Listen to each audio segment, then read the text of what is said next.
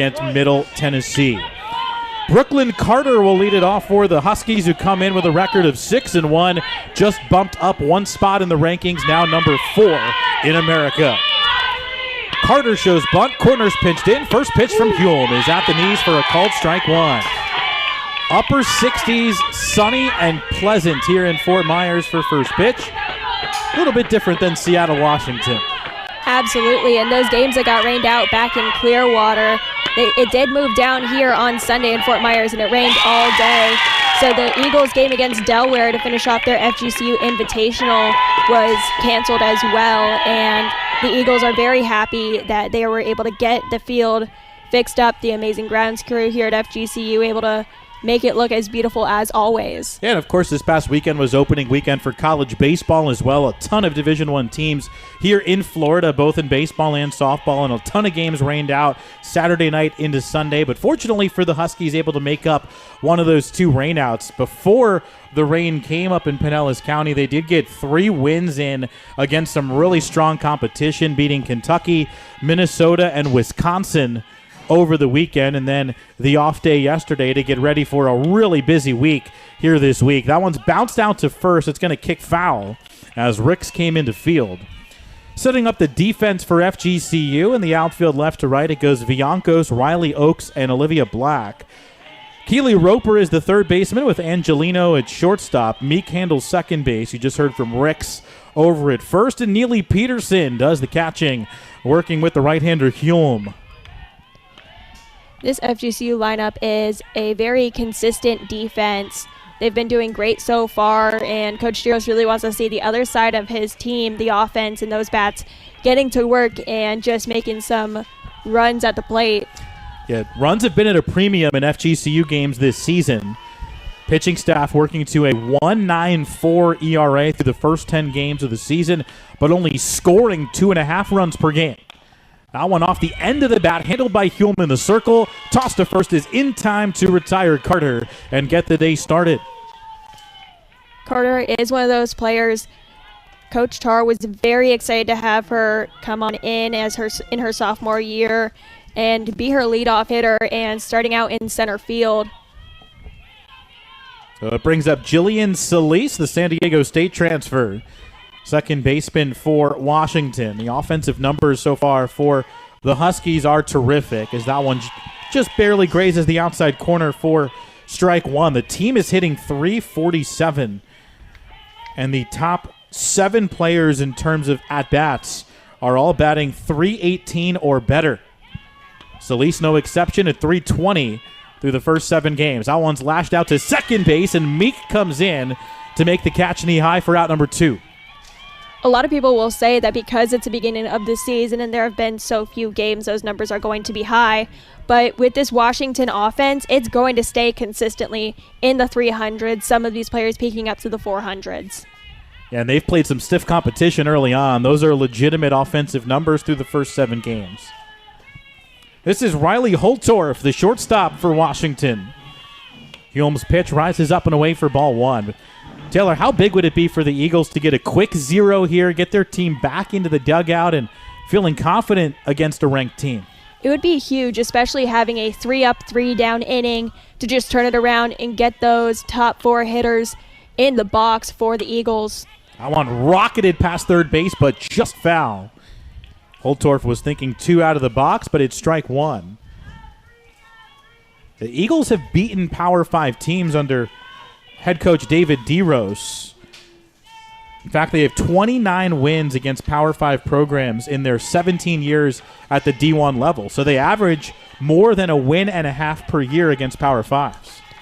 Absolutely, and Coach Tar mentioned that in the call. I spoke with her yesterday, and she said she's never been down here personally to play FGCU, but she's heard so many things and seen just how well-rounded of a team they are, and just because they're mid-major does not make them any less than these Power 5 teams. This is an unbelievable coaching matchup today. You've got 2 head coaches with more than 700 wins at these 2 programs, more than 2 decades on their respective campuses. That one's reached for, lifted out towards pretty deep center, and a great catch made, but then it's bobbled and dropped It'll be a double for Holtorf. What an effort from Riley Oakes in center field, who had the ball dislodged as she collided with the fence. Coach Giro's taking a step out there over on the third baseline, trying to see he is going to try and appeal that call, say Oakes had the ball in her glove for long enough before she ran into the wall and it popped out. It was in that glove for a few seconds there. Yeah. That's one of those where you have to kind of consider the rule book on what's a catch and what is not, because it was in her glove for a couple of full beats before it eventually popped out. But Holtorf was a little bit off balance on that swing and still got it out to that 220 mark in center field. Some impressive power. And speaking of power, here comes Sydney Stewart, who has a home run already this season, 4 for 15, and an OPS north of 1,000 through the first 7 games. Sydney Stewart, one of these younger players on this Washington team. She's only a sophomore, but Coach Tarr has so much faith in her. She appeared in 38 games last season as a freshman. Starts things off with ball 1. Yeah, it's a pretty veteran lineup for Washington. Not a lot of freshmen and sophomores in the mix, but she's one of them. She is, and Coach Tarr did say that this is a newer team. She has a few transfers in there. You usually see these Huskies go through all 4 years. That one just missed upstairs from Hume for ball 2.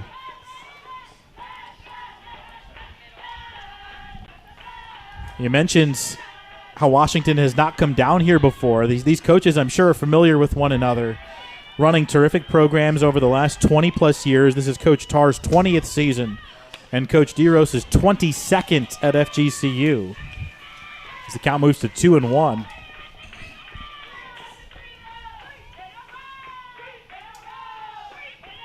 Oh, it may have just missed. Scoreboard has 3-0, and it is 3-0. Coach DeRosa being the first and only head coach of this FGCU softball program. And you've seen consistently his season average is in the 600s for win-loss percentage. So he's always had consistently stronger programs.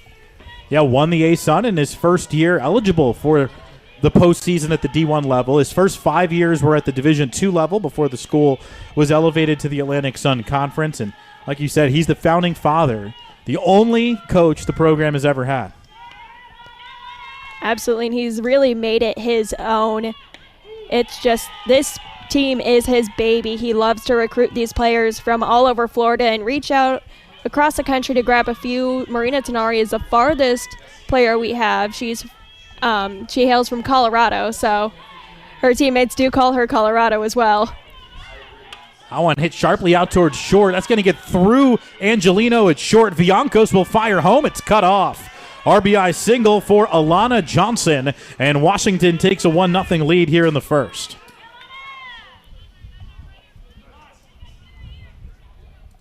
Looked like Angelino may have had a chance to make a stab there, but not an easy play on a well-struck ball. No, and it's one of those things where those hard-hit balls, you can be really athletic and really reactive, but sometimes you just can't get a glove on them. Yeah, just a do-or-die reach off to her backhand side, and now it'll be Olivia Johnson coming to the plate, the catcher today for UW. 3 consecutive 2-out base runners after Hume retired the first 2. First pitch to Johnson is on the outside corner for a called strike 1.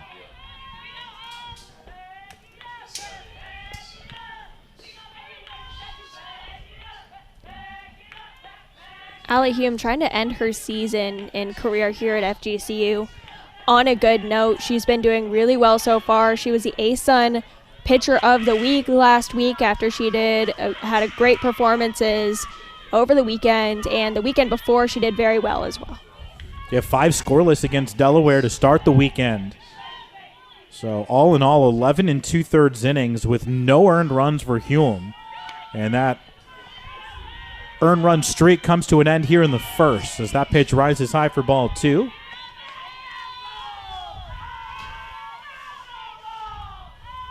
Hume with over 100 innings pitched each of the last 2 years. 151 1/3 innings in her first year at FGCU in 2022, and 122 2/3 last year. That one just missed outside, ball 3.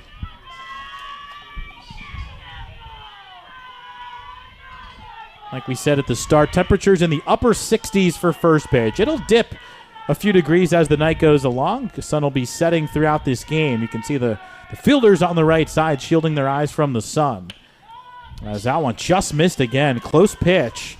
Johnson draws the second walk of the inning for the Huskies. And the bases are loaded for Avery Hobson. Neely Peterson going to go have a talk with Hume. They've been inseparable since they both transferred here 3 years ago. You've only ever seen Peterson behind the plate for Hume, and they just get along so well, and they have that chemistry that no coach would dare mess with. And the chemistry that will certainly come in handy against the top 5 team. Absolutely. Not going to be as rattled as a normal battery would against such a stout lineup. Washington, though, threatening to break this one open early. The Huskies have played their opponents pretty even the first couple of innings of games, but as games have gone along, they've dominated. They've outscored their opponent 39-9 over the last 4 innings of games. That one's lined foul off the left side for strike one. These Huskies are just a powerhouse in the national scene. They've always been a threat and a good Women's College World Series contender. But this year, there's just something different. Coach Tarr said she feels it in the team's chemistry, in their energy. This is going to be a great year for Washington softball. No question. 20th year for Coach Tarr. Has been to 8 Women's College World Series. There's strike 2 as Hume gets ahead on Hobson. They went to the Women's College World Series last year, won a game, finished top 6 in the nation, and are right back in that top 5 this year. Only loss against number 1 Oklahoma. 0-2 pitch is slapped out to third. Roper handles, fires over to first, and FGCU escapes what could have been a big inning for UW. 1-0 Huskies as we welcome you back to FGCU, where the Eagles come to bat for the first time against Arizona State transfer Lindsay Lopez. The senior racked up 356 innings for the Sun Devils before transferring within the conference to UW. Went 4 innings over the weekend against Minnesota and now facing FGCU for the first time. A left-on-left matchup to start here in the bottom of the first. This is Avery Viancos who takes up high for ball 1. And Taylor, you said it, FGCU's game predicated on speed. Absolutely, and it starts right here with Viancos. You've seen so many close plays with her just racing to the bag, and if she doesn't make it in time, she's only half a step behind. Takes a strike on the outside edge there to bring it to 1-1. 3 or 4 lefties right out of the gates for FGCU. And then 4 consecutive righties. Then it'll be 5 lefties with the 9-hole hitter, Olivia Black, a lefty as well. Coach Shiros loves to have the bulk of his lineup be those lefties, and then lets that 5, 6, 7, 8 hitters all be righties to bat those lefties in. Of course, it's a little easier to beat out a ground ball when you're a couple of steps closer to first base in that lefties box. So hoping that these speedsters at the top can at least get on base as Viancos takes inside for ball 3. You'll see consistently here Avery Viancos and Riley Oakes, who's in the 3 spot. Most of those RBIs that you'll see on Oakes' stats are her batting Viancos in, usually just switching places over on second base.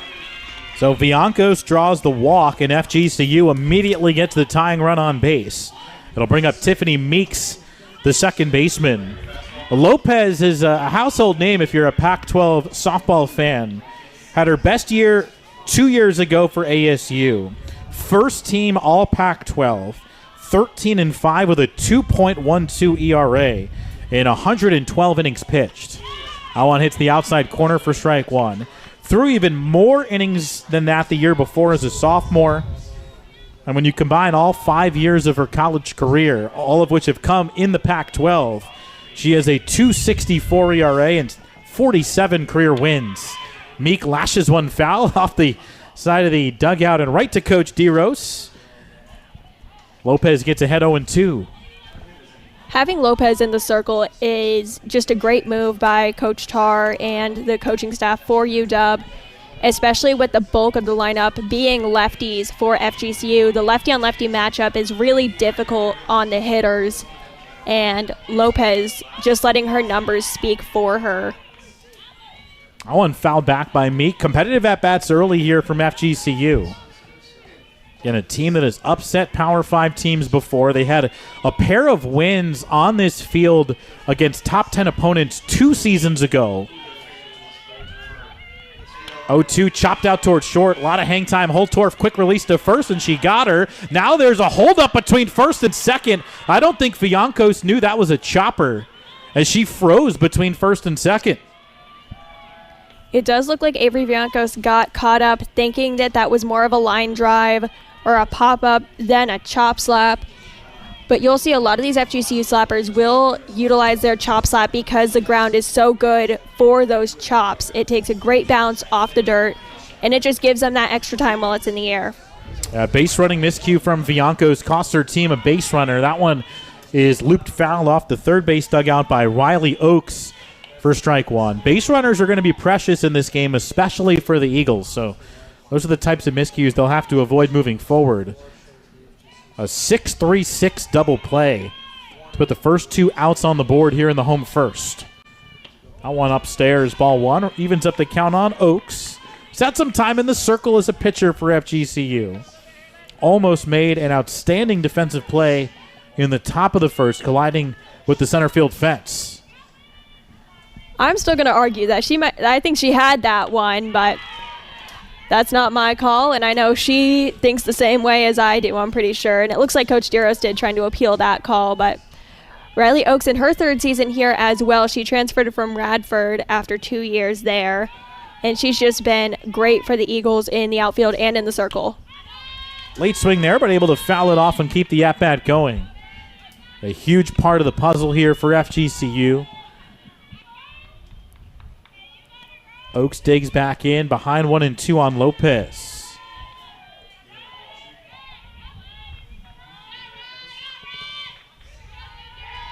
Reaches for that one as it dives into the dirt. Johnson will complete the putout, and Lopez faces the minimum in the first. We move to the second inning.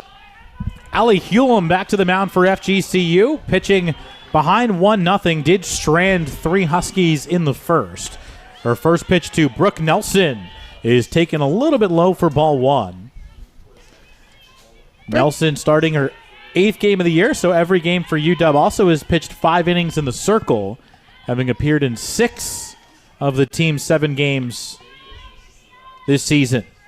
Brooke Nelson being able to go both in the field and at the plate is a rare commodity, especially for softball players. Baseball and softball, you don't see that a lot in baseball or softball, but she also plays first base.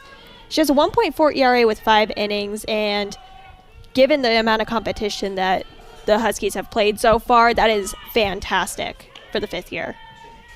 2-0 pitch is on that outside edge for a strike. Perfect location from Hume.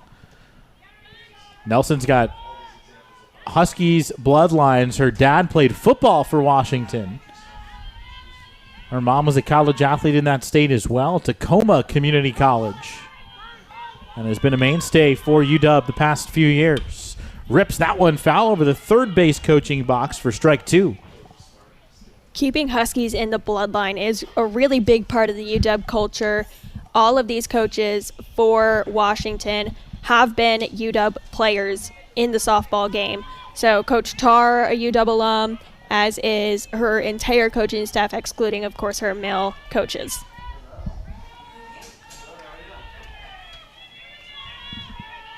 Hume ready on 2-2. The pitch to Nelson is on the outside corner. Strike 3 called. First strikeout of the day for Allie Hume. Records the first out of inning number 2. You'll always see after every strikeout, if there's no one on base, Hume and Peterson will have a quick hug. Just say, hey, I've got your back, you've got my back, and they're a great team. Yeah, you love to see that. It's a lot easier to do in softball when the rubber's a little bit closer to home plate. Fun interaction between them after that first K as the pitch misses low to Kinsey Fiedler. Fiedler in the 9-hole today, the third baseman for Washington. Been a pretty consistent starting group. She has started all 8 games for the Huskies. A junior, the 1-0. Swing and a miss. Took a big cut there as Hume gets even. You'll see with this Eagles energy, the body language of Hume and her energy when she's doing well and she's in a rhythm, it reflects on Peterson, who's usually very stoic, and just the way it affects their entire infield. A swing and a miss there for strike two. Might have pulled the string a little bit to get ahead.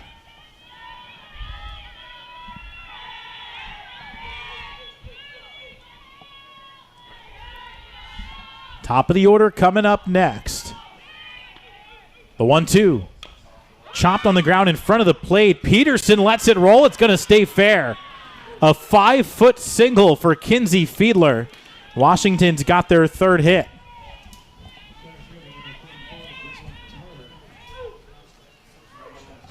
Now this is where it gets dangerous, coming back to this top of the lineup with Carter once again in the box. Eagles will get together and chat. That's obviously a ball you'd love to get an out on. Peterson saw the spin on the ball and thought that it was going to kick foul. It never did. As now we've got a timeout. Coach DeRose going to the circle. Coach Tarner hitters over on the first base side. It looks like there will be that pitching change. The umpire said 16 for 23, so that will be number 16, the freshman Marina Tenari. So a pitching change here in the top of the second inning. Tenari will come in. Hume goes exactly one trip through the order. Are you surprised by that move, Taylor? Not really. We've seen Allie Hume do really well, especially the first few times she faces the batters. But with this increased speed that she's had over the summer, the movement has decreased just a little bit, and it's easier to be picked off on. And a team like Washington, you don't want to give them the opportunity to read your pitches and be able to understand where you pitch so they can take big hits off you with this powerful offense. So what an opportunity for Tenari. Can understand if there's some nerves for the freshman. 5'6" from Castle Rock, Colorado. Went to Douglas County High School. An excellent hitter as well in high school, but over 100 innings last season and a 1.49 ERA at the high school level. Comes in from the left side to give UW a different look. Won an inning and a third scoreless against Middle Tennessee on Saturday. Her longest outing this year, 2 2/3 innings. That was against Louisville through just 47 pitches. So she's a short stint type of arm for FGCU. She absolutely is, especially when it's coming up against a string of lefties, just trying to get that different look. Coach DeRose loves having these lefty-on-lefty matchups, and Tenari is dominating these left-handed batters. Gave up 2 runs in her college debut on February 10th, and then 4 consecutive scoreless outings since. 5 strikeouts and 6 2/3 innings for Tenari. Facing the top of the order, this is Brooklyn Carter. You've got 2 lefties and then 4 consecutive righties after that. We'll see how long they ride Tenari. Fiedler at first, 1 out, and the freshman delivers. Bunt is pulled back, runner goes, throw to second base, on target for the out. Neely Peterson guns down Fiedler, and there's 2 down for FGCU. Neely Peterson showing exactly why she was unanimous ASUN Catcher of the Year so far and is a favorite for the overall ASUN Catcher of the Year. She's just got a fantastic arm. She was originally committed and played her freshman year at Colorado State before transferring to Santa Fe State State College and then coming here to be an Eagle. That's a big-time throw against an outstanding runner. As Carter pulled back to take ball 1, and her runner was not able to get to the base in time. 2 outs, nobody on now as Tenari deals, and Carter fouls it back 1-1. Coach DeRose likes to live his batters and runners by the mindset of, we can run on you, but you will not run on us. That's a big advantage for a team that doesn't have a lot of power in the lineup. That's the part of the game they want to dominate. Absolutely, and it's one of those, they're more of a small ball team with their faster players, and then he said he needs his run producers to make solid contact and move those fast players around. It's just the second time that Carter's been thrown out this year. Now, or I beg your pardon, that was Fiedler being thrown out. That was her first attempt of the season. Carter at the plate is 8 for 9 on the base paths this season. 2-1 from Tenari. Bunt is pulled back and taken high for ball 3. But plenty of stolen bases for Washington. 24 steals in 7 games. So better than 3 per game. But none so far against Peterson and the Eagles. The 3-1 coming to Carter. Hit up the middle. That'll be a base hit. Clean single to Riley Oakes in center field, who plays it on in. And Carter has a 2-out base hit. Now the question is, do they feel comfortable sending her against Peterson, who they just watched throw out Fiedler? I mean, when you take a look at the numbers that Carter has, it's worth the risk. But with 2 away, you do have the lead. But it's just an in-the-air call and how much Coach Tarr trusts her runner to get there before the ball. First pitch to Solis is outside for ball 1. Carter tempting the throw. Peterson gave it, but not in time. I have a feeling Carter knows just how much space she has to maneuver with at first base before she's got to get back. She was a good 10 to 15 feet off the bag there and still made it back. Absolutely, and Peterson's going to make it known that she is not someone to play with and mess around with like that. That ball's drilled out to pretty deep left, and it's off the top of the glove of Villancos and off the wall. Carter makes the turn. She'll score easily. It's a 2-out opposite field double for Jillian Solis, and Washington takes a 2-0 lead. And sometimes you don't need that steal. A great hit by Solis, just able to get Carter in, and she was pretty much jogging on her way back over from third. That's now 2 balls off the gloves of FGCU outfielders, leading to each of the first 2 runs for the Huskies. So Holtorf now the batter, a right-handed hitter against the lefty Tenari. That one's stroked out towards pretty deep left, but it's going to go foul off the base of the fence in left. Strike 1 on Riley Holtorf. So they bring in Tenari to face the lefties, and both lefty hitters end up winning that battle with base hits. We'll see how she fares against the right-handed hitters. This is one of those situations where Coach Deros wants his freshmen to get some good looks at these very powerful, very successful hitters. And Tenari, as well as Allison Sparkman, the other freshman pitcher, he's very excited about and really wants to see develop throughout the season. So Tenari is someone he's going to help do that by throw her in the deep end a little bit. Yeah, it's tough to see better competition than this. Number 4 team in the country coming to FGCU's campus as Holtorf fouls it back for strike 2. But yeah, there's a development factor to the 2 freshmen, trying to get them this experience and obviously hoping it'll pay dividends come conference play. Eagles always towards the top of the league in the ASUN Conference. 1-2 pitch from Tenari is in the dirt. Good stop by Peterson as the count goes even. Central Arkansas at the top of the conference for the ASUN, but right behind them with 2 first-place votes at the preseason was FGCU. They're always hanging out at the top. Liberty, who just left the conference and has joined Conference USA for the first time starting this season, has also always been at the top. FGCU winning their first series against them last year. That one reached for and fouled off. Good piece of hitting by Holtorf to stay alive. Yeah, I think the whole ASUN Conference breathed a sigh of relief when Liberty left the league. They were really competitive in just about every sport, and softball was one of the ones where they were usually at the very top of the league. Absolutely. Coach Deros actually pretty upset by it, though, saying he enjoyed the competition that they faced with Liberty, and being able to pull out that series win was amazing. Great leaping catch by Roper at third to save another run, and the Huskies will settle for 1 again. We move to the home. Is going back to work for Washington. Allowed a leadoff walk, but then got a double play ball and a chopper to short to really end the Eagles' threat right there before getting a strikeout against Oaks. This is Megan Ricks, left-hand hitting first baseman, who watches upstairs for ball 1. Megan Ricks is one of the only lefties in this FGCU lineup that is not a slapper. She is a power hitter, and she's displayed that already. She had the first home run of the Eagles season back last weekend. I believe it was the first game on Friday.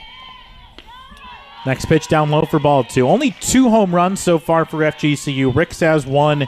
Angelino has the other. And Ricks with twice as many walks as strikeouts so far this year. 6 walks and 3 strikeouts through her first 9 games. 2-0 pitch is right down Main Street for strike 1. Coach Diro says it's really exciting to see Megan Ricks back in the box and on the field, having such a great time. She started her breakout season about halfway towards the end of last season. Last year was her first year off of her labrum surgery, and so she had her redshirt year when she was an academic sophomore. I'm sure he's thrilled to have her back right in the middle of the lineup. And a 2-2 count now against Lopez.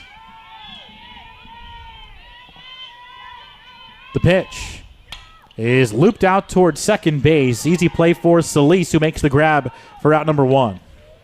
You saw her wait on that off speed a little bit. She was able to get around it, just pulled it a little too much right to Solis. Yeah, underneath it a bit, as that'll bring up Neely Peterson, the catcher. Okay, none of the Eagles' offensive numbers are going to wow you so far this year. Peterson does have 5 hits and 16 at-bats. Graduate student who takes outside for ball 1. From what we've seen so far for the Eagles offense is when they're able to get a hold of the ball, they've just been hitting it right to the defense on the other side. So it's not that they're not hitting the ball and not making good contact. It's just going into the gloves. Yeah, only 1 strikeout through 4 batters so far. Only strikeout came to finish the first. An impressive changeup we saw from Lopez to punch out Oaks. Absolutely. Those off-speed pitches are deadly no matter who's in the circle and who's at the plate. There it is, right at the knees for a called strike 1.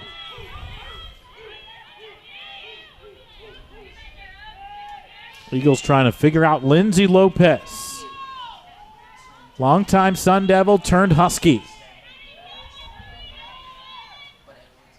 There's a fastball in her half, and Peterson lines it back to the screen for strike 2.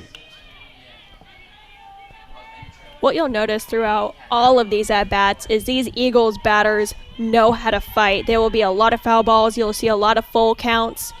Sometimes they don't end the way they hope they will, but the Eagles do not stop fighting. And a swing and a miss. High velocity from Lindsay Lopez. Notches her second strikeout. So 2 up, 2 down to start the home second, and now it'll be Estes, the designated player.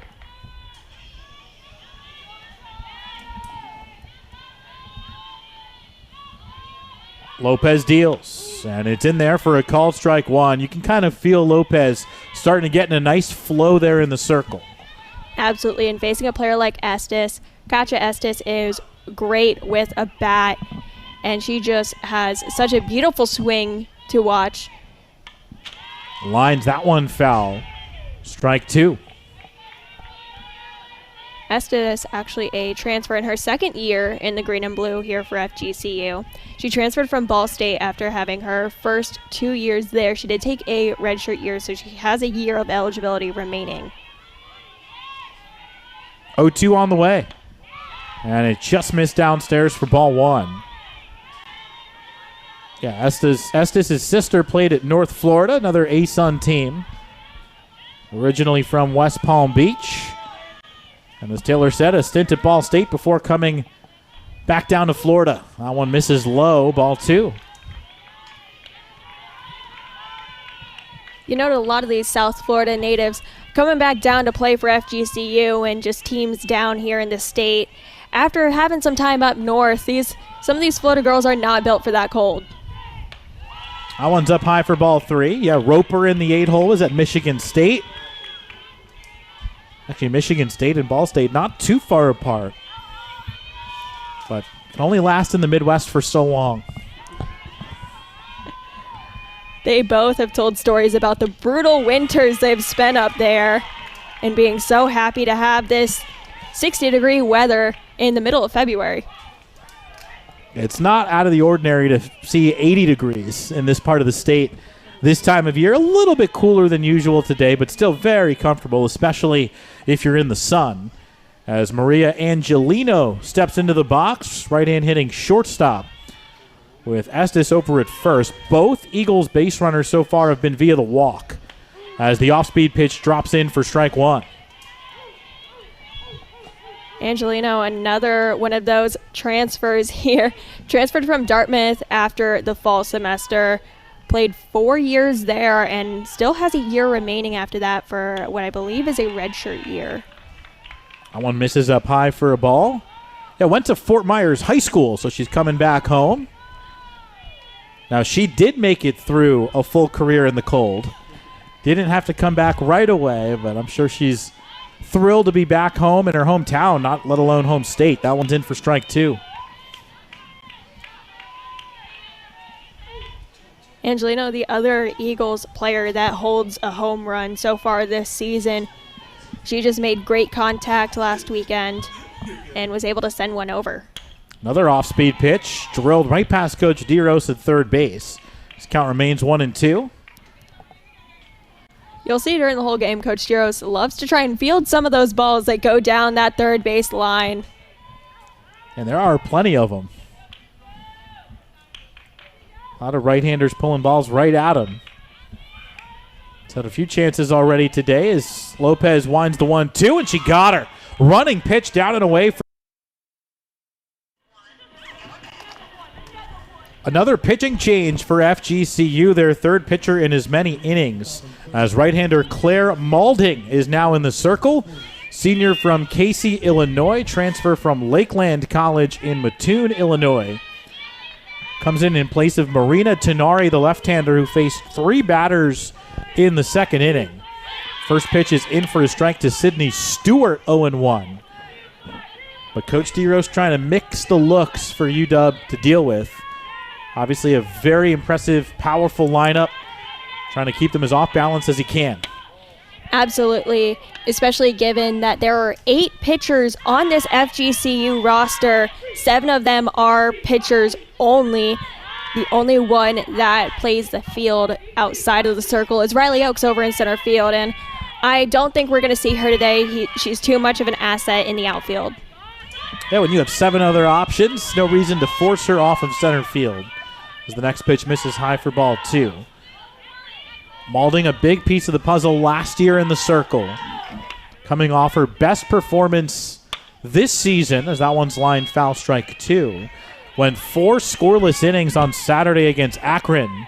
Allowed just 2 hits in that outing, dropping her season ERA to 2.84. You'll also see with Maulding, she's one of those 3 big senior pitchers complemented by Hume and Bonilla. As that one gets Stewart to chase for strike 3 as Maulding starts her day with a strikeout. You'll see the most effective pitch Maulding has. She has a lot of movement. She doesn't throw as hard, but her off speed is a flip change that will drop about 15 miles an hour. Her 5th game of the year, appeared in 23 last year. A first pitch is looped foul off the right side by Alana Johnson. Strike 1. Well, she didn't need that pitch to dispose of Stewart there. A 4-hole hitter for Washington. No, she did not. She's been very consistent so far this season, and it's a great way to have her as an addition to the threat in the circle that these Eagles pose. 0-1 is in the dirt for ball 1.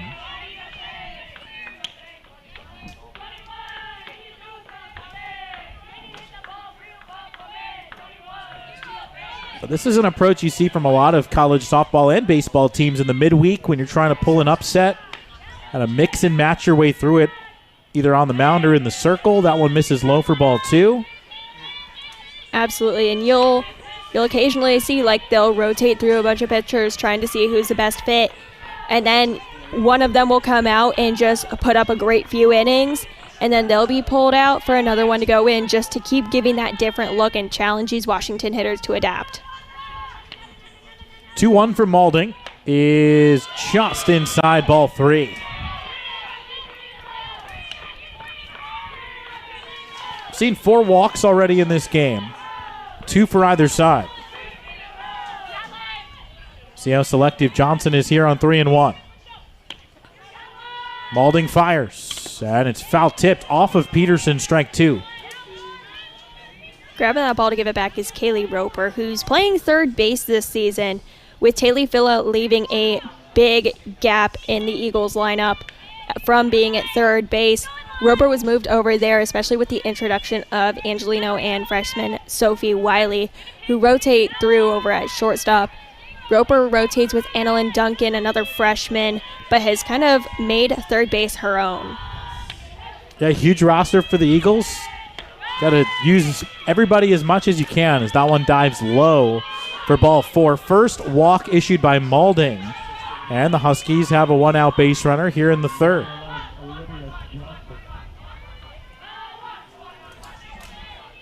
So now it's Olivia Johnson, who drew a walk against Hulme her first time up.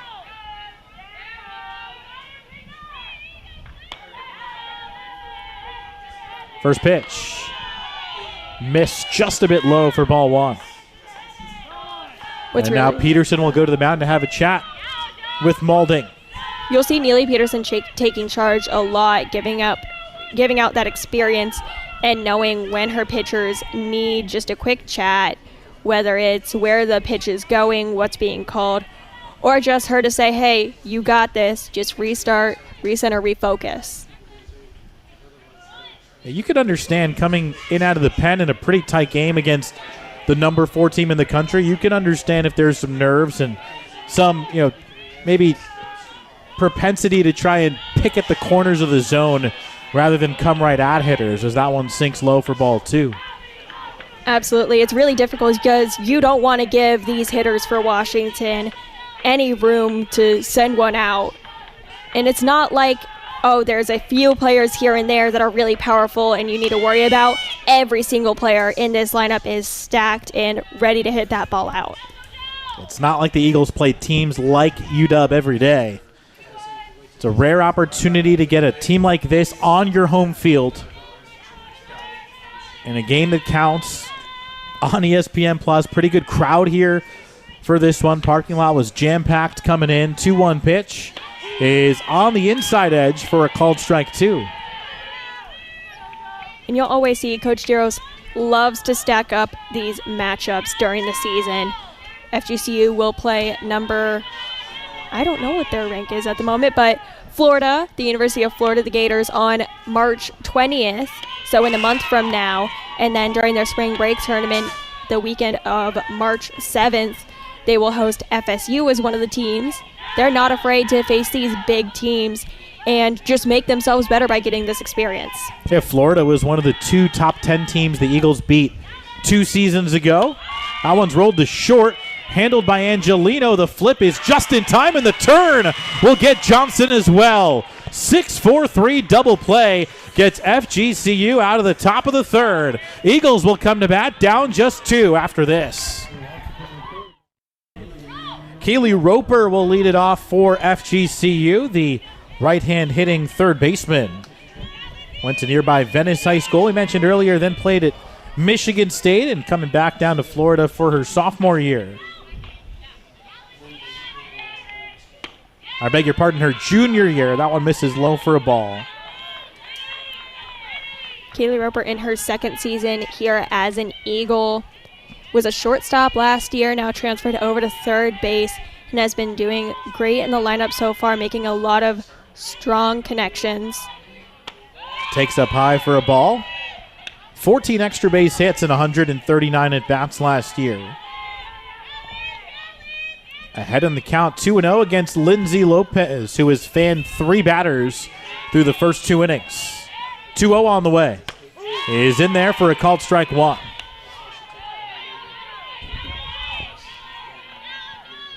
Olivia Black will be next, and then the top of the order after that. Villancos due up third for the Eagles. 2-1. Sinks low, and now Roper is well ahead.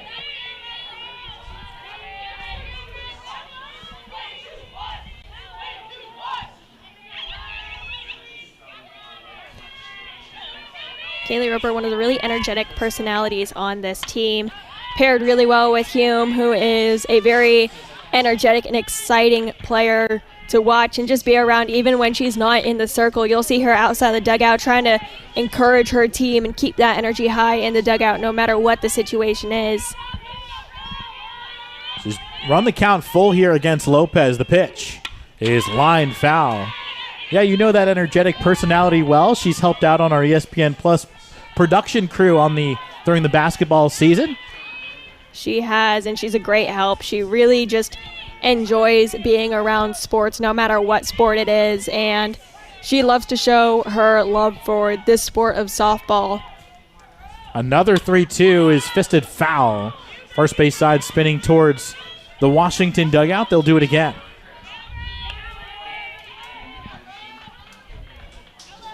Slow start at the plate for Roper, looking for her first hit since February 9th.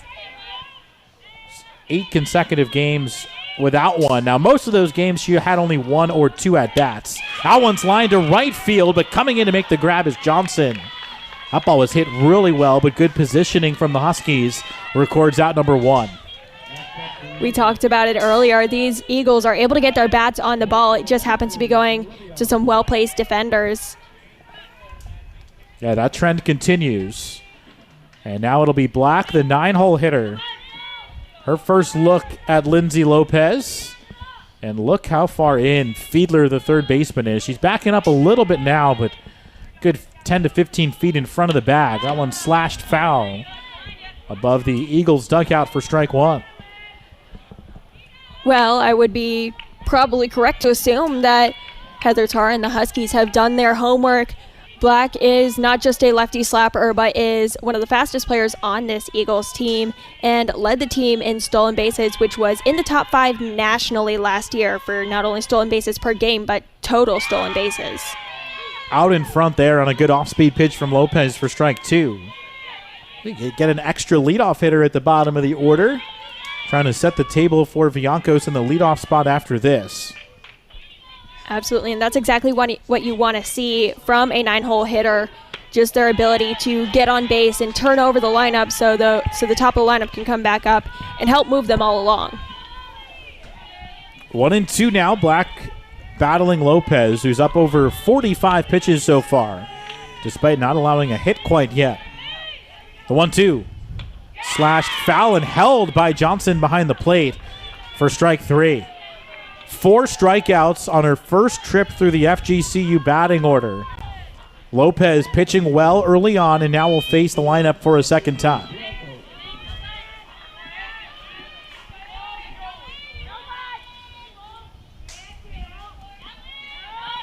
Viancos walked and then got doubled up on that chopper to shortstop in the first. Swings over the top of that off-speed pitch for strike 1. Viancos may hail from Orlando, Florida, but she is a proud Texan at heart. She moved to Florida when she was in middle school, and both of her parents athletes at TCU. That one is on the outside corner, strike 2. TCU is the opponent for FGCU baseball this past weekend. High-scoring series out there. 0-2 the count on Viancos. The pitch. Upstairs for ball 1. So both sports that play on the diamond here at FGCU playing top 5 teams early in the season. Horned Frogs were number 5 when FGCU baseball went to go visit them in Fort Worth. 1-2. Rises up and away. Viancos brings it even.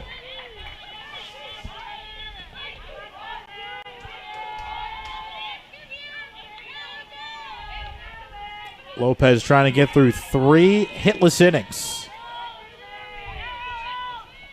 The pitch. Able to hold back there. Viancos brings it full. Avery Viancos in this leadoff spot. A lot of it due to the trust Coach Diros has in her. She just had her first hit in this last weekend of play and did not get a single hit in the opening series. But Coach Diros trusts her to not only figure it out, but find a way to get on base that doesn't always include a hit, whether it's drawing a walk like she did back in the first or just forcing an error as a slapper. Her speed will put pressure on the defense. You can see the corners pinched in again for Washington. The pitch. Slashed foul right to the back of that Eagles dugout. And for the second time in this inning, we'll see an at-bat of at least 8 pitches. Roper and Hume over there, the ones that had to dodge that. Yeah, there's a little opening there on the back part of the dugout where the players will come in after playing the field, and that ball went right through that opening. The pitch. Reached for, looped out to shallow right. That's going to fall. Viancos breaks up the no-no, and the Eagles have a 2-out single. And that is exactly what Avery Viancos does. And now Coach Diros planning to use her to cause some chaos on the base paths. And Tiffany Meeks will be the batter. We'll see if Viancos takes off. FGCU down only 2. Here in the home third. And you know Johnson behind the plate is really going to want to even it up here against Peterson. Send one of those players to the dugout. Yeah, lined right to Holtorf, who quickly puts it away for the final out. FGCU start to make better contact, starting their second trip through the order against Lopez. We move to the fourth. Bottom third of the order for Heather Tarr's team coming to the plate against Claire Maulding. Here in the top of the fourth inning. Maulding out for her second inning of work. There's a bunt, and they're going to blow it dead right away. It'll be a foul ball, I believe, as they're claiming it hit Hobson's foot, or was she out of the box and that's an out? It looks like it was called a foul ball. We saw it land just right in front of the plate in the right-handed batter's box, and it looks like it will be just called a strike on her as a foul ball. So Hobson right back into that lefty's box. See if she squares again. Maulding faced the minimum in a scoreless third inning. The 0-1. Slashed out towards short and beyond it, diving Angelino into left center field. So Hobson comes up with a single, and Washington's got the leadoff person aboard. Taking a look at all of these Washington coaches, nice and bundled up in their pullovers, and the entire FGCU roster in sleeves.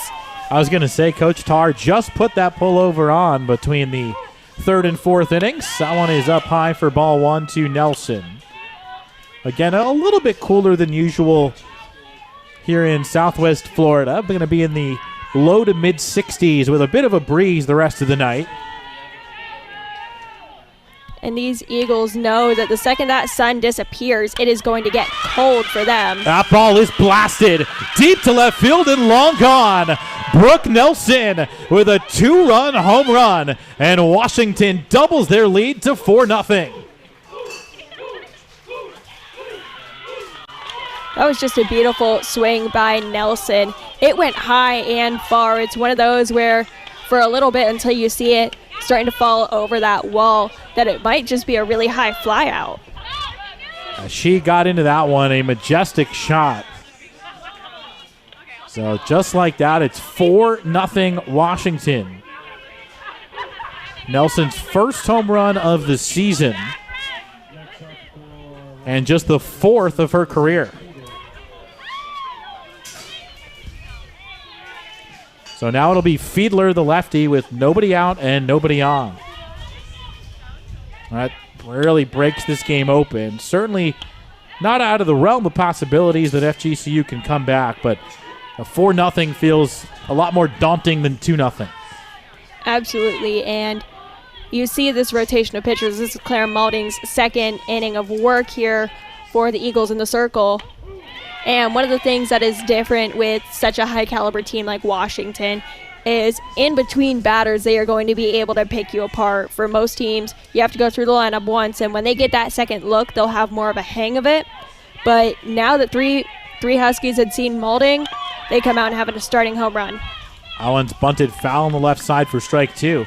Could even be as simple as the sun going down. You had the sun plastered across the trees in center field.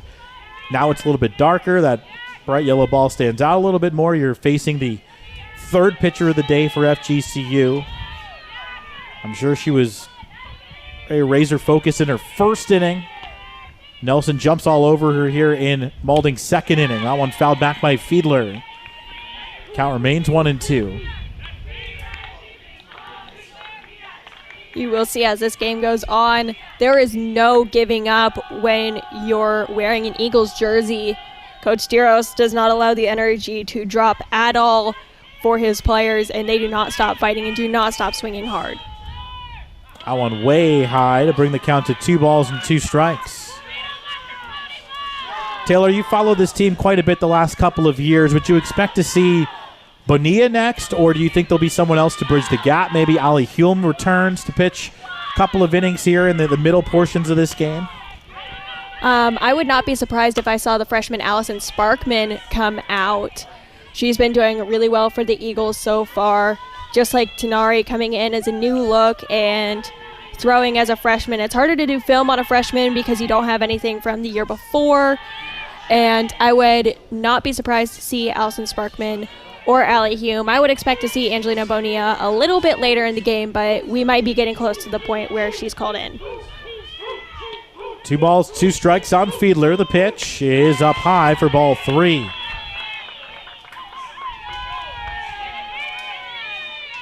Maulding trying to get back on track. Gave up the home run and now runs a full count on the 9-hitter. Pitch on the way to Fiedler. And it's low, ball 4. So 3 consecutive base runners here in the 4th. It brings Brooklyn Carter back up, and we'll see what the Eagles do. At least for now, they're going to stick with Maulding to face Carter.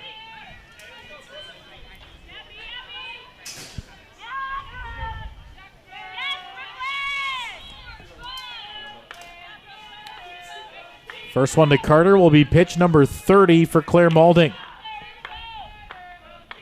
And it's a late swing. Maulding blew it by her for strike 1. Carter singled and scored in the second, 1 for 2.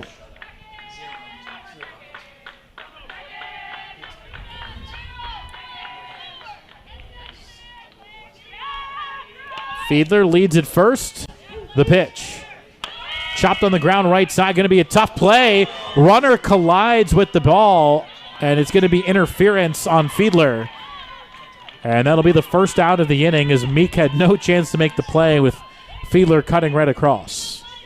You know, that's a good break for the Eagles because with the speed of Carter and the way Fiedler was in the way, it obviously wasn't intentional. She's just trying to get to her bag, but that delay right there will cause Meek to hesitate, and it would possibly end up with both runners safe. So a break for the Eagles there. Because if you're Fiedler there and you stop running, that could very easily lead to a double play. That one low. Peterson snaps a throw over, but not in time. This is Jillian Solis, who rocketed an RBI double to the fence in left field her last time up. The second run of the day for Washington. Maulding's pitch. Misses low. Oh, Carter just begging for a throw to be made as Peterson looks her back to first. Carter extremely aggressive on the base path. She's really just waiting because she knows if she keeps baiting Peterson, a throw will happen, and the more throws that occur, the more likely something is to go wrong for the Eagles defense. 2-0 pitch. Low, ball 3. Again, Carter just stops right in between the bases. Not a lot of runners will be comfortable doing that. And retreats to first, and it's 3-0. She may not need to steal the base. A walk would push her to second with one more ball. The pitch is in there for a strike. Runner goes. It's off the glove of Angelino and into right field. That'll allow Carter to go to third. And now she's trying to come home. Here's the throw and the tag. They call her out, but the ball is loose, and so she'll be safe. And the Huskies will take a 5-0 lead.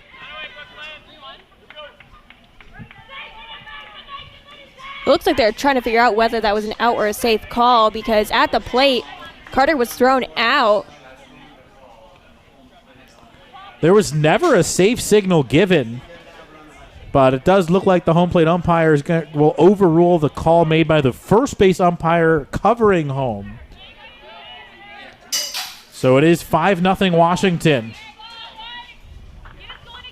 with Solis still at the plate.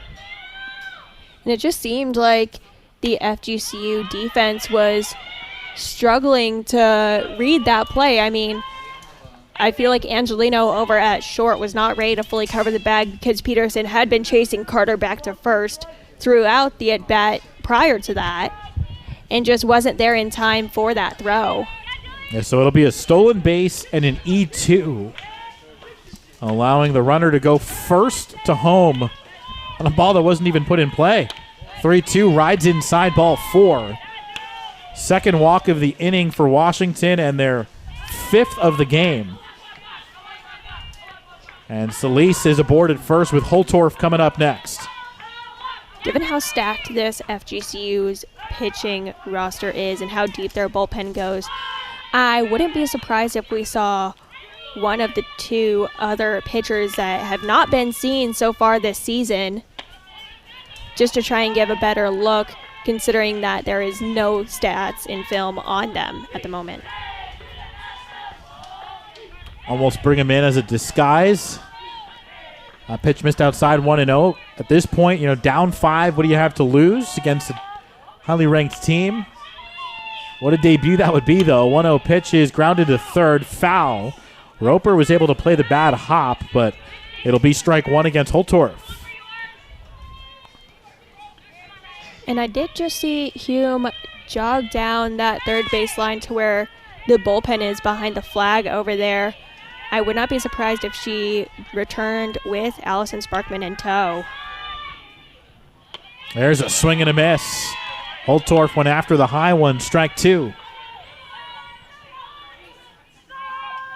Well, there's certainly a change coming at some point here. Maulding, 1 full trip through the batting order after this AB with Holtorf. The pitch. Lined up the middle. That's a base hit. Oakes plays it on in. It's a sharp single from Holtorf, who's got her 2nd hit of the game. And there are 2 aboard for Washington.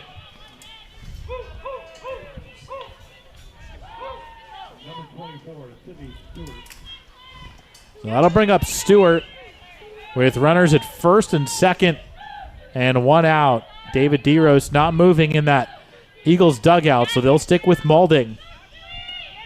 First pitch. Spins onto the outside edge for strike 1. This all just goes back to the level of trust Coach DeRose has in his pitchers. He knows that he's able to switch them out whenever he needs to and feels like they need that break, but he also trusts them to be able to get themselves out of some situations. Swing and a miss, went down and away, and Stewart went after it, strike 2.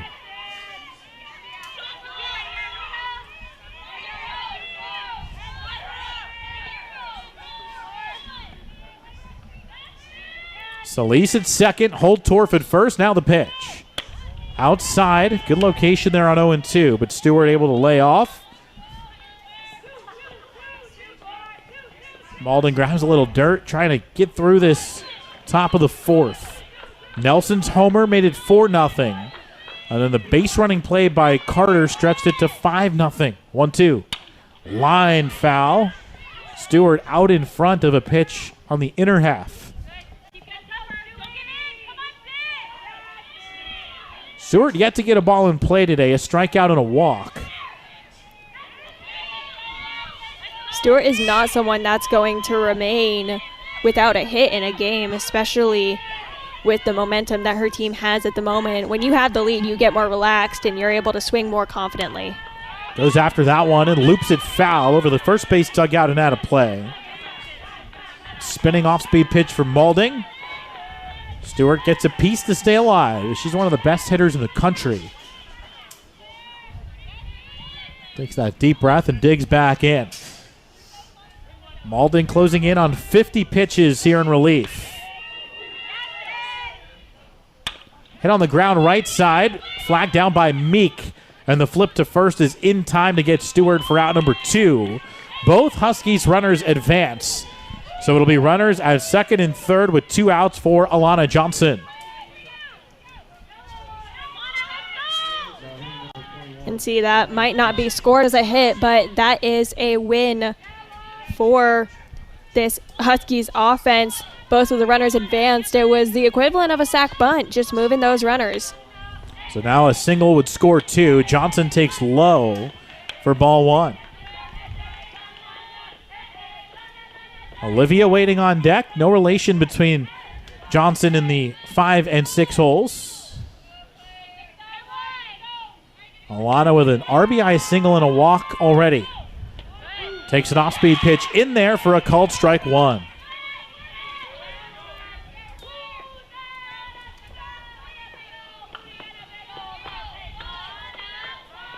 Sun is set. Lights are on at full force here at FGCU.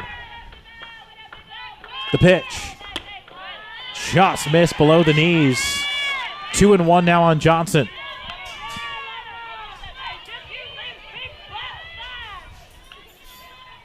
Still not seeing any movement from that Eagles bullpen back behind left field. But Claire Maulding just 1 out away from getting herself out of this inning. That one just missed away again, ball 3. Now first base is open. If you'd prefer to face the catcher Olivia Johnson, you can afford to walk Alana Johnson. Now, of course, she would be the 8th run, which is the run that puts the run rule into motion, but that's not what you're concerned about if you're the Eagles. That one ripped off of Roper's glove. The throw will come into third. There is no play for the Eagles. It's an RBI single for Johnson, and Washington takes a 6-0 lead here in the top of the 4th. And 6, 2 outs and runners on the corners against one of the best teams in the country. Well, at least on body language, Sparkman seems confident. That pitch just missed low for ball 1.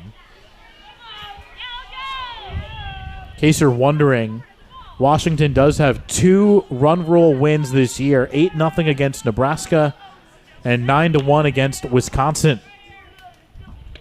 1-0 pitch is ripped foul out of the stadium, 1-1. Of course, those teams will be conference opponents for Washington next year, as they'll be moving on to the Big Ten. They've also played Minnesota already this season. That was a 12-4 win in the normal 7 innings. 1-1. Misses outside, runner goes, throw on target, and Peterson's got another one. Second caught stealing of the night for Neely Peterson, and that gets the Eagles out of the 4th inning. We're in the Bay Area. They've got matchups against Oklahoma State, USF, and Pitt. That one lined over third, sinking, but caught by Hobson. Great positioning again from Washington as Oaks slapped one down the scoreboard for FGCU, but it's not like they're all striking out. They are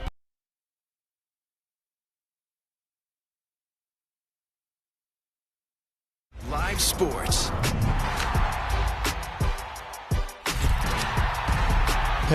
Ricks tried to check her swing, but she went strike 1. That is just outstanding positioning. Could very easily settle in for a double down the line against a more conventional outfield alignment. 0-1 to Ricks. Off-speed pitch, and she's out in front, strike 2. And it's not just the setup of the outfield, but the range of these outfielders for the Huskies. They're able to cover so much ground and pretty much take over the entire outfield and cover every inch of it. 0-2 is just outside for a ball. Lopez has been dialed in. The only base hit against her, a Bianco single in the 3rd.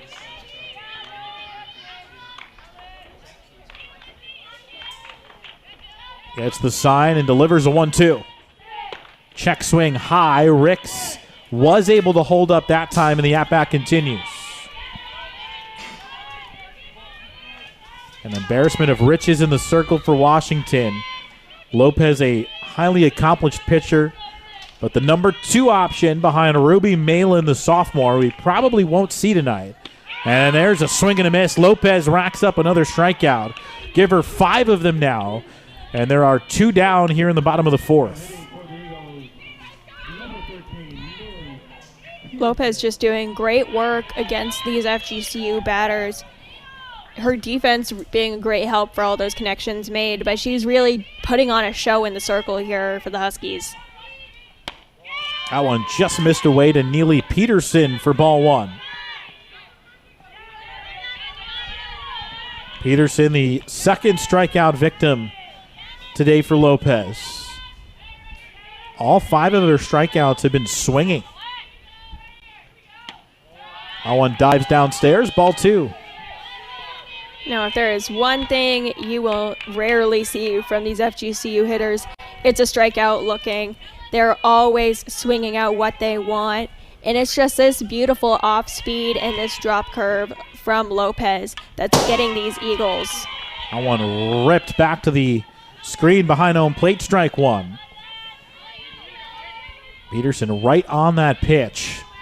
Eagles on their second trip through the order. We'll see if they continue to hit the ball hard. Both Meeks and Oaks with line drives that were caught. The pitch.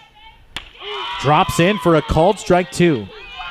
Was expecting something firmer as Lopez gets even.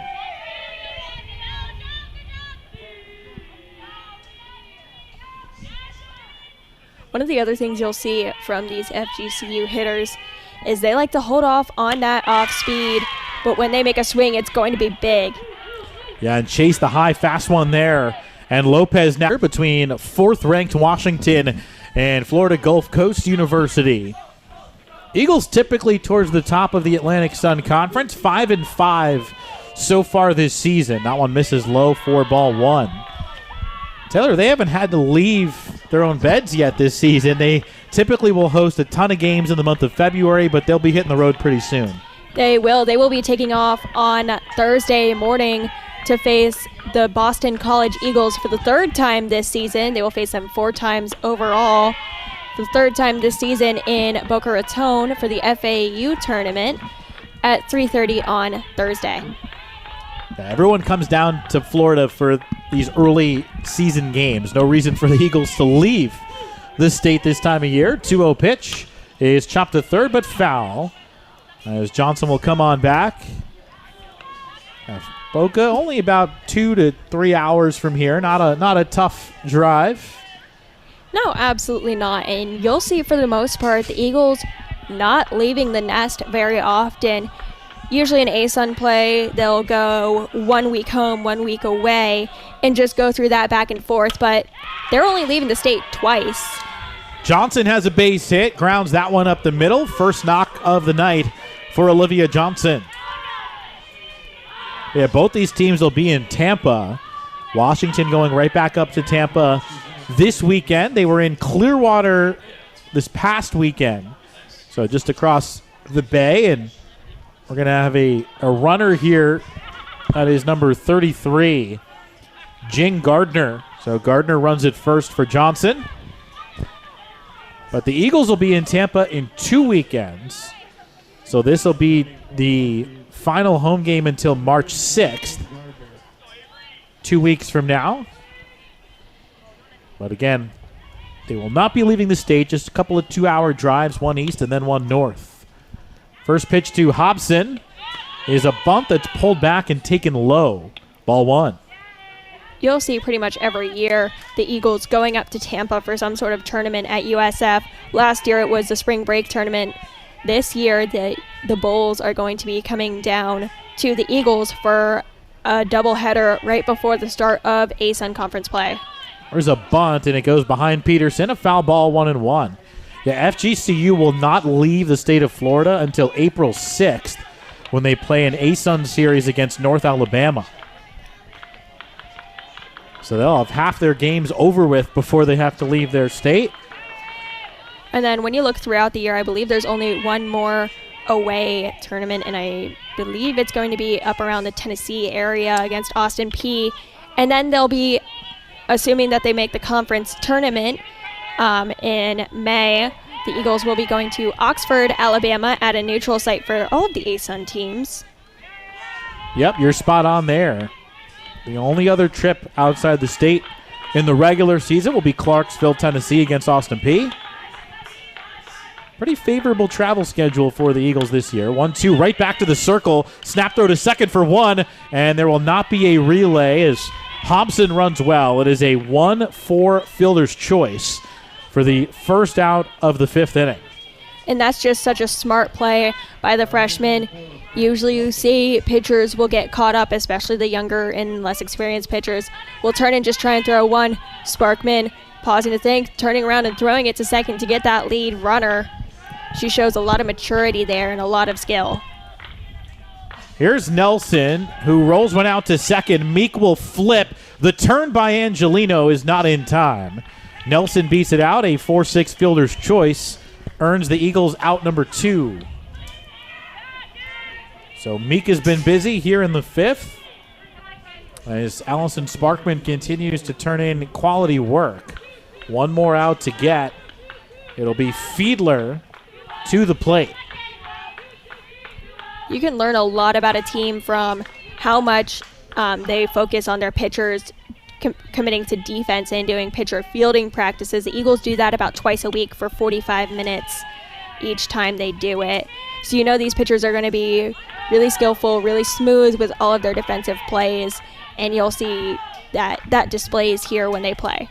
Well, they do have a lot of pitchers, so that's a lot of reps to get in pitchers fielding practice. The 1-0 pitch is in for a called strike one. Of course, plenty of PFPs going on down the street. Spring training right around the corner here in Southwest Florida. Both the Red Sox and Twins train here in Fort Myers, so lots of baseball and softball this time of year in this area. And they're down here for the same reason softball is. They want to get out of the north, enjoy the weather, and enjoy the environment. Florida is such a great state to have so many sports, especially outdoor sports. Able to play all year round here, which is not the same that can be said about some of these teams who can't even touch their field for most of the winter. 2-1 pitch is looped down the left field line. Plenty of hang time, though, for Villancos, who drifts under it to make the catch. That is a scoreless inning for the freshman, Allison Sparkman.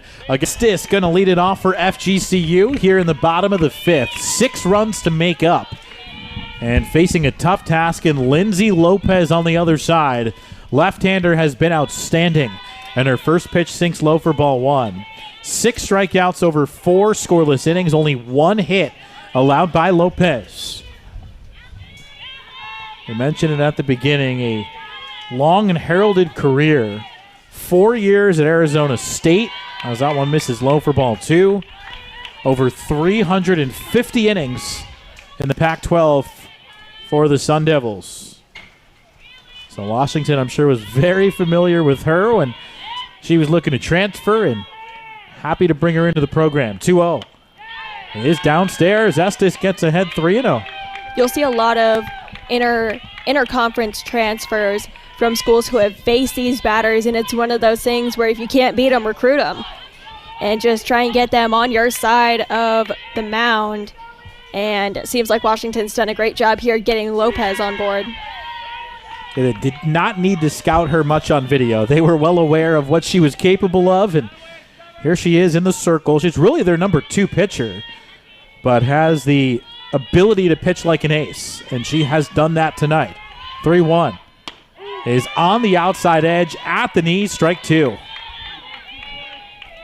No pitcher is going to step into a program and think, I'm okay with being the number 2. They're always going to pitch like the ace. They're always going to gun for that ace spot. And Lopez putting up a pretty good show here tonight on why she should get more starts. There's a walk for Estes, 3rd walk issued by Lopez, and the Eagles have the leadoff woman on. It'll bring up Angelino. It looks like we're going to get a runner here as well.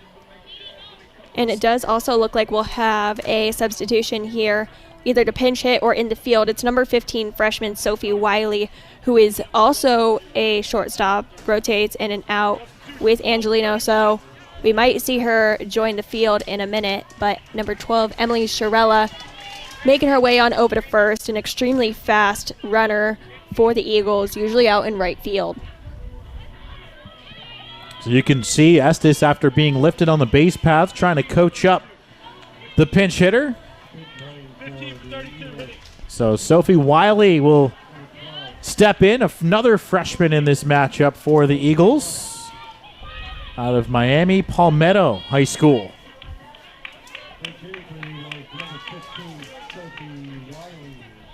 Wiley, a really talented freshman, a really smooth shortstop.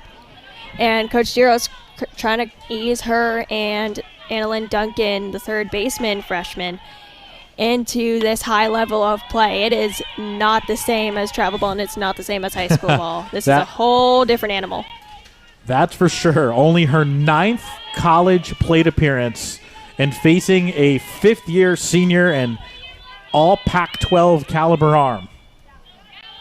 Pitch to Wiley is slashed to first, caught, and good base running there to get back as the Eagles avoid the double play. But Wiley makes contact on the first pitch against Lopez. Exactly, and you can see right from that it may have led to an out, but jumping on that first pitch, being aggressive and making good contact shows just how great she's going to be here as an Eagle. And that's got to be, I know it's an out, but it's got to be a confidence boost, not just to make contact right away against Lopez, but to hear her coach call her name off the bench against such an incredible opponent. Wiley gets an opportunity, lines out to first, and now it'll be Roper who lined out to right field in her first at-bat. Pinch hitting is just such an interesting situation where you know that you could be called in to hit at any second, but there's always that list of who's going to go in first to pinch hit. And Wiley being the first pinch hitter called out, that's a great confidence boost, and it also shows the trust that Coach Giros has in some of these freshmen. 0-2, the pitch to Roper is low, ball 1. Eagles trying to break through against Lopez. 4 base runners so far, but no runs quite yet. Shirella at first can run. She'll be off on anything that gets down. That one's lifted out to right. Johnson is there to make the grab. Barely had to move in right field. So Roper now has flown out to right field twice, and it's all left to Olivia Black here in the 5th. Although we may see a pinch hitter for her. It's Sam Lesky, the junior out of Clearwater, Florida. She and Peterson spend time rotating behind the plate, another catcher for this Eagles defense. She's also been the DP a few times when she is not starting behind the plate. Looks like Lopez is going to be done here. Up over 80 pitches, and the Huskies are going to make a move in the top of her as well. Just making good connections, nothing really getting through, but they were on top of her. Yeah, 84 pitches for Lopez, who the first pitch misses inside here to Lesky for ball 1. But they've got games every day this week, so you got to get Lopez out of there to the point where she can come back and be pretty fresh tomorrow against Stetson. That one's lifted in the air, foul and caught by Fiedler as the third baseman comes in to make. Wiley, though, will remain in the game at shortstop, replacing Angelino, and we've got a change at third base as well, as Roper has been lifted after a couple of flyouts to right field. This is Brooklyn Carter getting set to lead it off against Sparkman. Carter 1 for 3, but came around to score on a base running play in the 4th where she stole second and then got 2 bases on a throwing error, going first to home on a ball that wasn't even put in play. Over at third base, Nikki Gibson, one of those sophomores for FGCU. FGCU had a bigger recruiting class last year, 6 freshmen coming in and almost all of them immediately starting. That included Nikki Gibson, Tiffany Meek over at second base, and then now entering after running for Katja Estes, the DP, number 12, Emily Shirella, over in right field. So you've got Gibson at third and Wiley now at shortstop for FGCU as Carter awaits the first pitch and takes it low for ball 1. Solis and Holtorf to follow, top of Heather Tarr's order.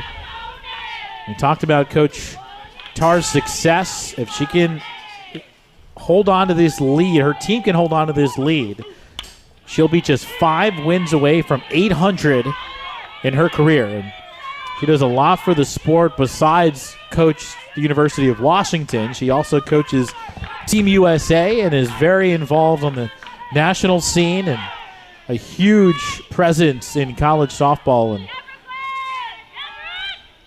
I'm sure she appreciates a program like FGCU, who has had success at this level for many years, and happy to host powerhouse programs like Washington in some midweek matchups. Mentioned it earlier, they'll play another ASUN team tomorrow.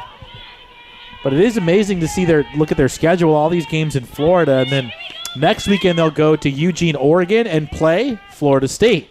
That one's chopped over the circle and into center field.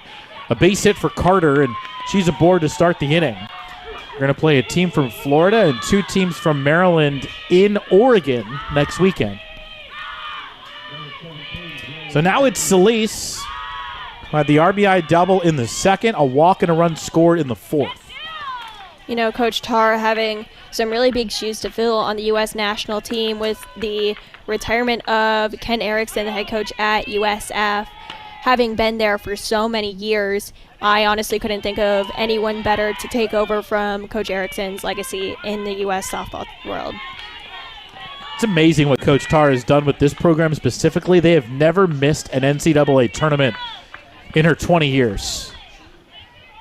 And we mentioned it earlier, 8 College World Series appearances, including last year. That one's fouled back, strike 2.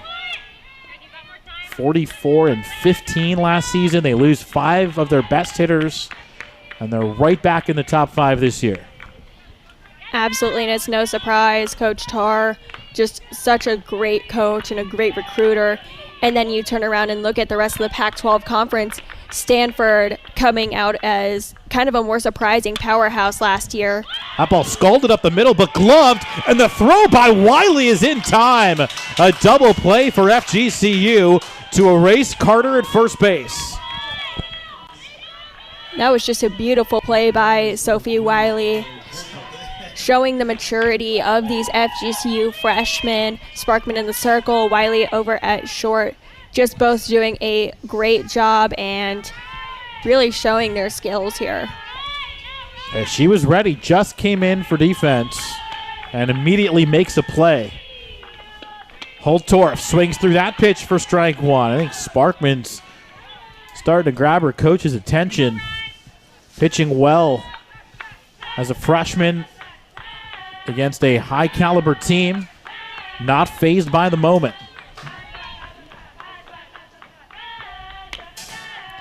Two scoreless now for Sparkman. That one is low, ball 1. Got the final out of the 4th, a clean and easy 5th, and 2 outs now in the 6th. You know, one of the biggest things to look out for with Sparkman is how far back her arm goes. It does put a lot of wear and tear on her shoulder. She will get sore faster and get tired faster, so Coach Deros needing to be on the lookout for that, but she's still doing an amazing job in the circle so far. High effort kind of delivery. Gets her whole body into it at just 5'4". The 2-1. Reached for and looped foul off the right side, strike 2.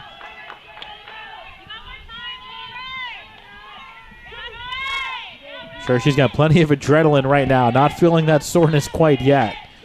Oh, absolutely. It looks like she just shook off a sign real quick or asked for it again, but she's going to deliver that one low and inside pretty well. So it's full now on Holtorf, who's got 2 hits in this game. One of 3 Huskies now who have multiple hits.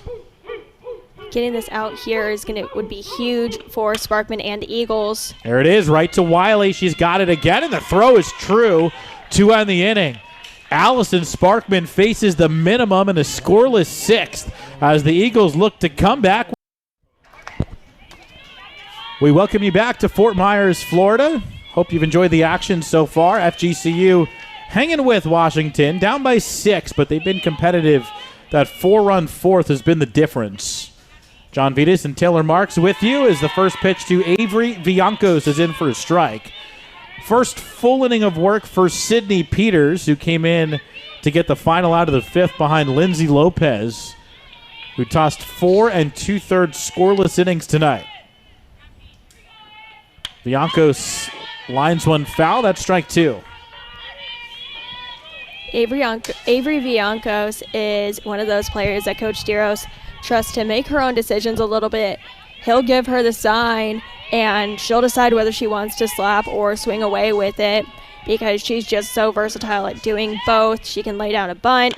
She can do everything. There's a high chop. Peters has to hurry, and she's safe. Viancos beats it out at first, and she's been on base all 3 times today. Viancos really showing off that speed there. That's one of the biggest reasons she is a leadoff. She always finds a way to get on base, and she's 3 for 3 on base so far tonight. So now Tiffany Meeks will look to build on that leadoff infield single. Just the second hit for the Eagles. Both of them belong to Viancos. First pitch outside to Meek.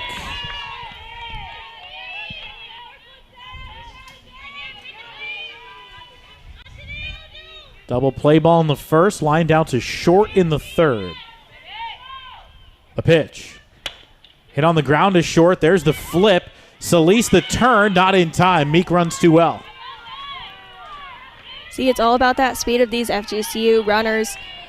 If it were most other players, Meek would not be standing on first, and they'd all be in the dugout right now, but she's just really skillful, really fast, and Viancos taking that out as a lead runner. Yeah, you can't turn that any better if you're UW. Just too much speed from Tiffany Meek. Now it's Riley Oakes who takes the strike on the outside corner. Oakes hit one harder last time up. A line drive down the left field line that was caught by Hobson, who was playing really shallow. And she does so again here. That one slapped over third, but foul. Hobson's a little bit deeper this time around, but still shaded towards that left field line. The count runs to 0-2 on Riley. Oakes a bit shorter, but she's extremely powerful. She hit a home run last year in one of their preseason inter-squad scrimmages while we were testing out some of this equipment we have here in our press box. We watched her send one. She'd never hit one before, and her challenge now is to do it in real time. Yeah, so she's capable of it. You've seen it happen. A 1-2 coming from Peters. Hit on the ground to third, handled by Fiedler. Low throw goes into right center field. Viancos headed for third. She's got the wave. Here comes the relay throw to the plate, and she slides in below the tag, and FGCU is on the board. Oakes flies all the way to third, and that is an error that has opened the door for FGCU. See, FGCU taking the same advantage of a similar error that they made earlier in the game.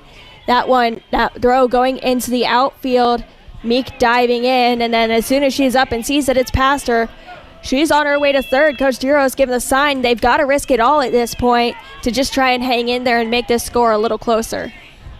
Well, you could tell, Taylor, as soon as Fiedler fielded that ball, her feet were all kinds of tangled up trying to make the throw to second. She never got her feet set and spiked it. Not a whole lot Solis could have done better. And that ball ends up in no man's land in right center, and then Viancos' speed took care of the rest. It's almost a no-brainer for Coach DeRose to send her there. You'll take her wheels over the defense, 9 times out of 10, and it was a pretty close play at the plate, but she clearly beat it. Absolutely, and it's just really nice to see the energy coming back into this FGCU dugout with that score. And then Riley Oakes now 60 feet away from adding another one to the board with only one away right now. She's really got a lot of opportunities here with Ricks and Peterson due up now for the Eagles. Yeah, here comes the power in this Eagles order. 4, 5, and 6, Ricks, Peterson, and Estes. As Peters delivers. And a swing and a miss. High velocity, and Ricks just a bit late.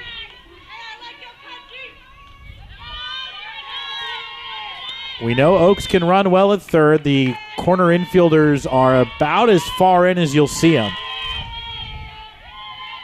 0-1. In the dirt. Good stop by Johnson as the count goes even. Well, because of the speed of Oaks and a lot of his lineup, Coach Zeros is known for wanting to do these bunt plays and these really close plays that just force the fielders to make a choice and give his runners a chance to get in there. The pitch. Up high. Ricks learned her lesson. Laid off. 2-1.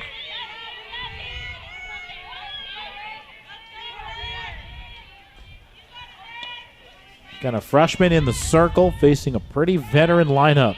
A rare time tonight where the Eagles have the experience advantage. 2-1 pitch. Lined up the middle, but caught on a line, and Oaks did not tag in time. A strong throw by Carter as well. That ball was ripped by Megan Ricks, but it's allowed out number 2. With the velocity of that hit, you know she got a really good piece of it, and really smart of Coach Giros to keep Oaks over at third because the arm of Carter is not something you want to play around with, especially when you're pretty much risking the game. That was about a launch angle of 1 degree right there, right back where it came from on a line. Here's Peterson, and she lifts one behind first base. Solis and Nelson are there, and Nelson makes the catch, a step into foul ground to retire the side. So the Eagles have to settle for just 1 run on the throwing error from Fiedler. On to the 7th inning here in Fort Myers with Washington on top 6-1. Jelena Bonilla is now in the circle, one of the top arms for FGCU, who they've chosen to wait to use until late. That's normally her role. This one's lifted out to shallow right, and the second baseman Meek makes the catch on the pinch hitter. That was number 42, Giselle Alvarez, coming in to hit. So Alvarez pops out, and now we're going to see another pinch hitter as number 8, Jaden Glab, will get an at-bat, a native of Iowa. You know, both teams doing the same thing here with Glab being a freshman and Alvarez a freshman as well. So these two pinch hitters, both freshmen, and then bringing Wiley in last inning and Duncan in for this inning. Just trying to get some good experience for the freshmen against some good pitching, good hitters, and good defense, just to help get them around, and especially when Washington is pretty secure that their game is not at risk here. So that's Annalyn Duncan, who Taylor was referencing, now playing third base. She'll replace Megan Ricks, who just finished an at-bat. Is an offensive first player, so the third baseman Gibson moves to first base, so it's Gibson at first and Duncan now at third, as that one sinks low from Bonilla for ball 1 to Glab. So some new names for you here in the last couple of innings. Not a big roster for the Huskies, so just a few bats off the bench, and we're seeing them here in the top of the 7th. That one just missed outside, 2-0. You can see the difference with the size of their rosters, not just by taking a peek in their dugouts, but with the depth of the Eagles' bullpen, it doubles that of Washington. And the Eagles also have 27 players compared to the 17 on Washington. So a 10-player difference here. And it does help the duration and ability for the Eagles to go multiple games and go longer. But it also doesn't allow for as much, as much equality, trying to split the playing time a bit more. But that's a part of college softball. Huge difference in the roster construction for these two teams. That ball's belted out to left center, and Oaks runs it down deep in the gap for out number 2. Good contact there from Glab, but the Eagles turn it into an out. So Johnson will be the last chance here in the top of the 7th. Bonilla has appeared in 8 of the Eagles' 10 games this year. Only 1 start, so she is accustomed to coming in late. 18 innings pitched and only 8 hits allowed. That's a 140 opponent's batting average. Johnson lifts one down the right field side and out of play. A team best 1.17 ERA for Angelina Bonilla. One of the great things about Bonilla is that she had her breakout season last year a little bit later than you'd see most pitchers, given that she's a senior now. This is her last year of eligibility. But she had her breakout season last year and was able to pretty much win the spot as the ace last year for the Eagles, and now has come in with a different dynamic with the 3 seniors and then the 2 freshmen being the powerhouses in the circle. She's become accustomed to being the closer, really coming in and just shutting down any momentum that an offense might have. If you're looking for bright spots tonight against a number 4 team where you might end up falling short, how about Allison Sparkman? 2 1/3 scoreless innings. Did give up 2 hits, but no walks. And just amazing, how comfortable she looked as a freshman against such a good team. As Bonilla gets strike 2 against Johnson here. But a very noticeable bright spot for the Eagles. Absolutely. Not enough can be said about Sparkman and her ability to just fight through in the circle. She looks calm. She looks confident. And there's another running catch by Oaks in left center. Johnson squared that ball up, but June. Live.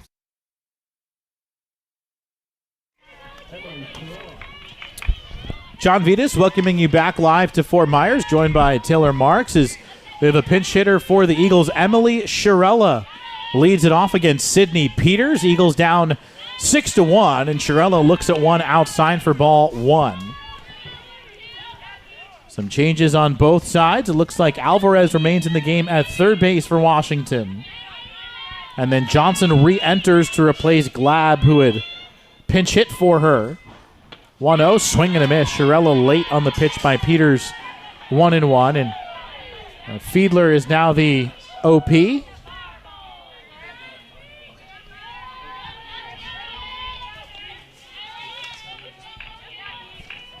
Here comes the 1-1 pitch. Swing and a miss, strike 2. We've kind of already previewed the upcoming schedules for both teams. Washington will remain in Florida until Saturday. Stetson tomorrow, and then their tournament at USF Thursday through Saturday. 1-2 is line foul. They'll start with 3 power conference teams, OK State, South Florida, and Pitt, before wrapping up against Loyola Chicago and Yale.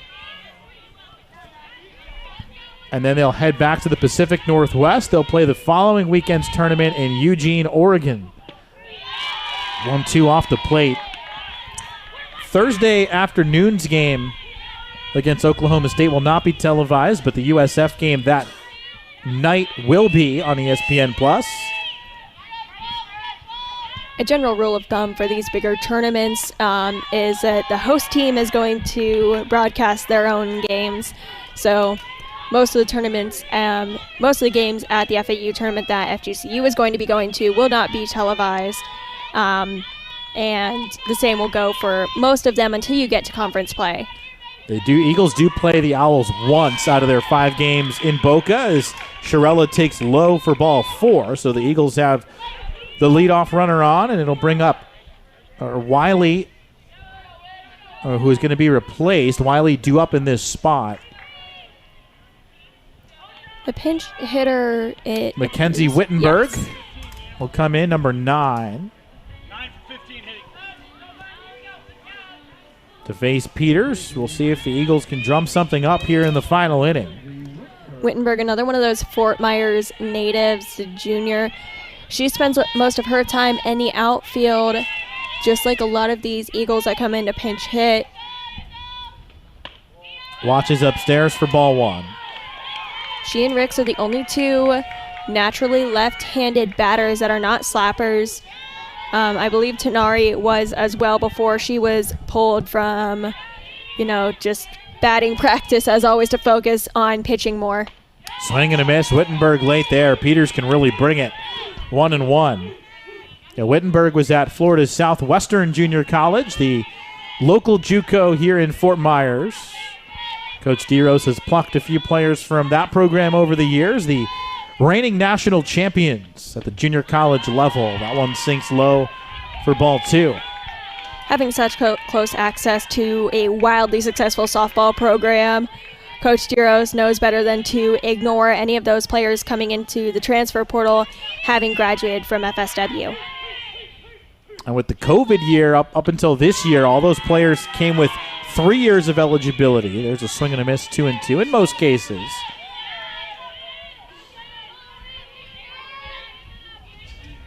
And Wittenberg in a 2-2 count. Peters just continues to pump in high-velocity pitches. There it is again, and Wittenberg can't catch up. Sydney Peters records her first strikeout. Some serious gas from Peters, who's just a freshman. It's always impressive to see these freshmen with such high velocity. I mean, the highest we've seen last year was the freshman pitcher out of Stanford throwing in the mid-70s. But that's just the strength and the pitching lessons and the training that goes into being a pitcher. And starting from such a young age, softball is so popular now that you just start so much younger and are able to make it to this level. Swing and a miss, strike 2. But I think Peters realizes she doesn't need anything else right now. Just pumping in strikes with the velocity, and now has her team 2 outs away from a win. The pitch to Gibson. Foul back, got a piece, able to catch up to that one. And now we'll see if Peters changes up the game plan at all.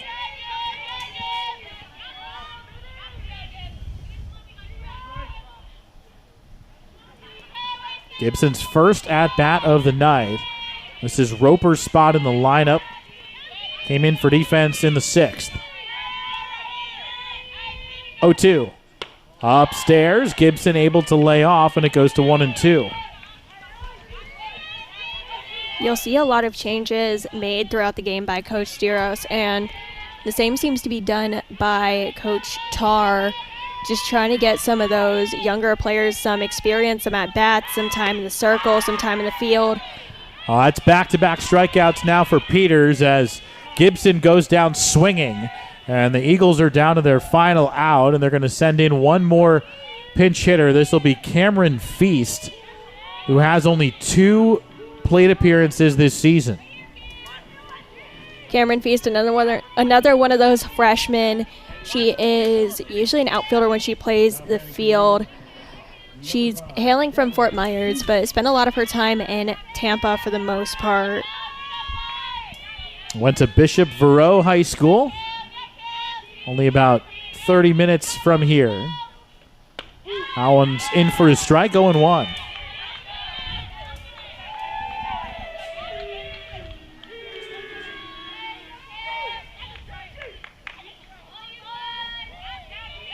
Peters looking to close this out and send her team north. That one's lifted foul, strike 2, and the Eagles are down to their last strike. What's interesting about Feast is she is the only outfielder on this FGCU roster that bats right-handed. Wittenberg swings away as a left-handed, but the rest of them are going to be slappers. But that does not mean she has less speed. Lines that one over third, a base hit down the line, rolling all the way to the corner. Shirella makes the turn. Here comes the throw to the plate. It cannot be handled, and FGCU gets another run back. It's an RBI triple for Cameron Feast, and it's 6-2. Talking about that speed right there, able to make it all the way around after sending it against the wall in left field. Feast really showing why she deserves more at-bats and more pinch-hitting opportunities because she just roped that one. How about that for your first college hit? An RBI triple against the number 4 team in the country and a powerhouse arm in the circle. Now it's Viancos, who has not been retired all night. She looks to bunt, pulls it back, and takes high for ball 1. So this game's come alive a little bit here. Now down to a 6-2 margin. Eagles still need a few more base runners. They're not done yet. I don't think Feast will ever forget this moment. The 1-0.